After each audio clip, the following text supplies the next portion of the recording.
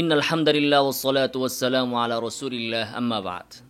মাওলানা এনায়েতুল্লাহ আব্বাসী সাহেবের অনেক ভক্ত, অনেক ছাত্র আমাকে বারবার মেসেজ, কমেন্ট ইত্যাদির মাধ্যমে তারা আমাকে বারবার বলছেন যে আপনি সাহস থাকলে, কেউ বলছেন জন্ম ঠিক থাকলে আব্বাসী মঞ্জিলে যান, সেখানে যে পারলে সরাসরি আব্বাসী সাহেবের সাথে বসেন, সরাসরি তার সাথে কথা বলেন, আপনি এক মিনিটও তার সাথে টিকতে পারবেন না।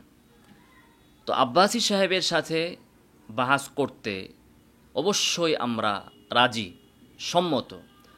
এখানে শুধুমাত্র আমি একটা শর্ত দিব, সেটা হচ্ছে আব্বাসী সাহেব কয়েক বছর আগে আহলে হক উলামায়ে কেরামের সাথে বাহাস ডেকে নিজেই স্থান নির্ধারণ করে দিয়ে এরপরে সেই বাহাস থেকে পালিয়ে ইঞ্জিনিয়ারিং ইনস্টিটিউটের গাবগাছের নিচে যে উনি আশ্রয় গ্রহণ করেছিলেন, পালিয়েছিলেন, সেই ঘটনাটার জন্য ওনাকে একটু দুঃখ প্রকাশ করতে হবে, ক্ষমা প্রার্থনা করতে হবে। শুধু এতটুকুই ওনার কাছে আমার আবেদন, অনুরোধ।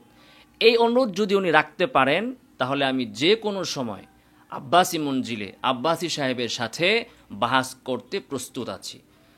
এই শর্তটা এখানে খুবই প্রাসঙ্গিক, কারণ উনি যেহেতু আগের বারও বাহাস ডেকে নিজে স্থান নির্ধারণ করে দিয়ে তারপরে পালিয়ে গিয়েছেন, তো আমার সাথে বাহাস ডাকার পর উনি যে পালাবেন না, এটার গ্যারান্টি কি? এটার গ্যারান্টি স্বরূপ ওনাকে আগের ওই পালানোর ঘটনার জন্য এবং বিভ্রান্তি ছড়ানোর জন্য এবং প্রতারণার আশ্রয় গ্রহণের জন্য তাকে ক্ষমা প্রার্থনা করতে হবে।